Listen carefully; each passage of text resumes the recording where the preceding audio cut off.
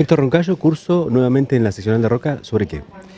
Legislación y política educativa, que es la problemática que vengo trabajando hace muchos años, que es la preocupación por varios motivos. Primero porque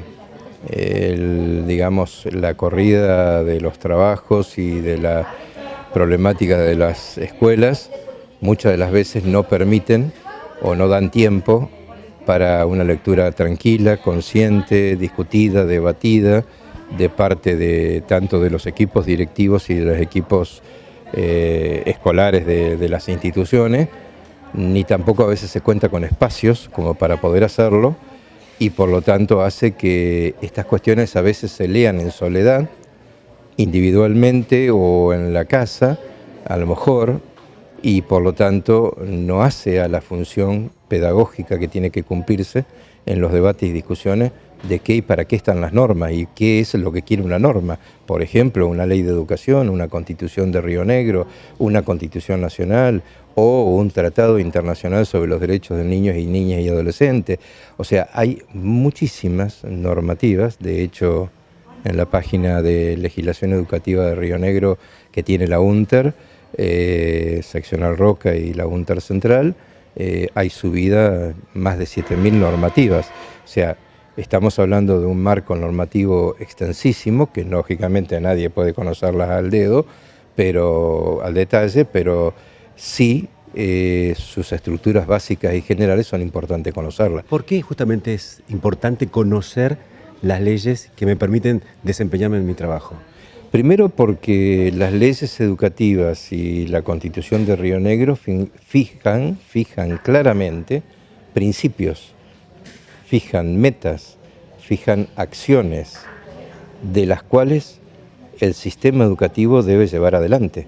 Con lo cual, si el sistema educativo debe fijar objetivos, metas, acciones, el que las ejecuta, maestro, maestra, profesor, director, supervisor, etcétera, no puede dejar de conocerla, porque justamente si yo no conozco esto, lamentablemente actúo, y no digo que actúe mal ni nada por el estilo, pero actúo sin un horizonte, un objetivo, un fin hacia dónde marchar.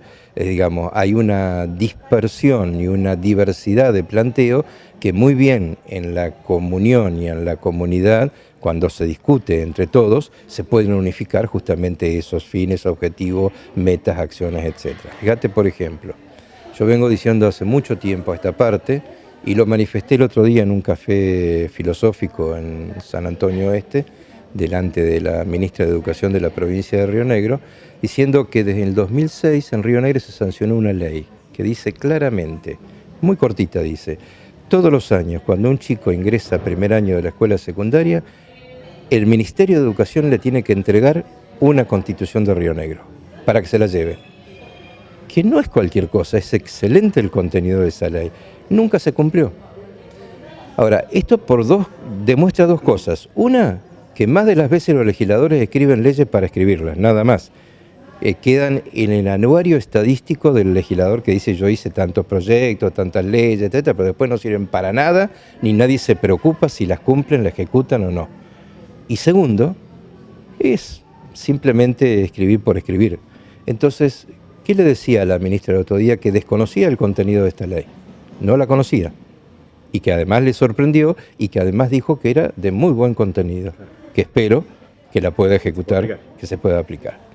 Decía realmente, y digo, y siempre digo, es realmente importante porque una constitución en la mano de un niño de primer año invita a las instituciones escolares a discutir y a leer sobre esa constitución, donde hay derechos del niño, del adolescente, de la familia, del derecho a la vivienda, el derecho a la tierra, el derecho a la salud, el derecho al trabajo. Hay un montón de cosas en la Constitución de Río Negro porque es muy buena la Constitución de Río Negro.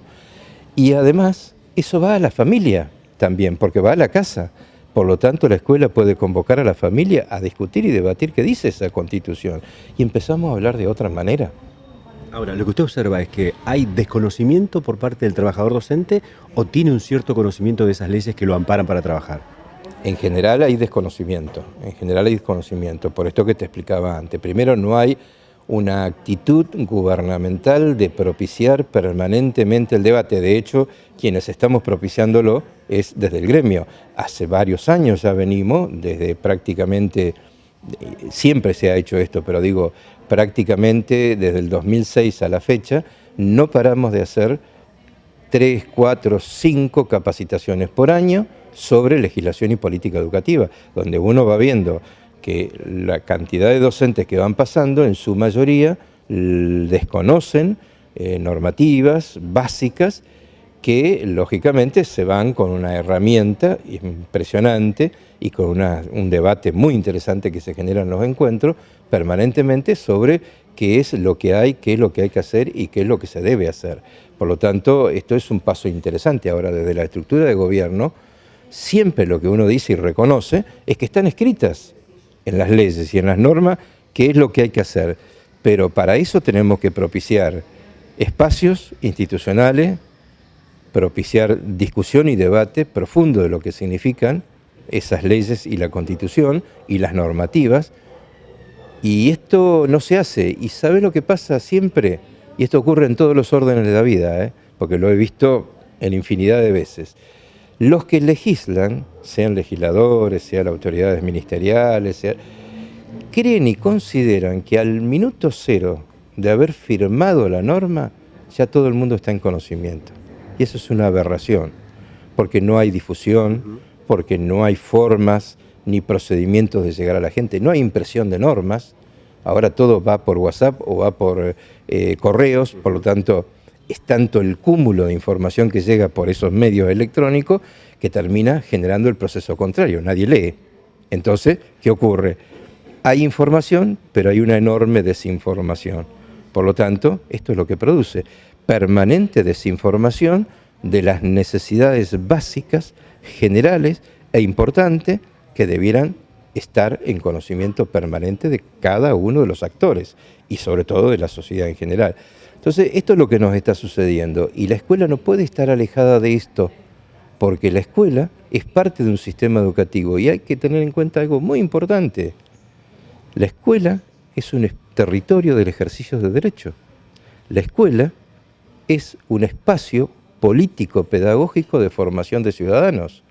No es un espacio solamente para enseñar 2 más 2 igual a 4.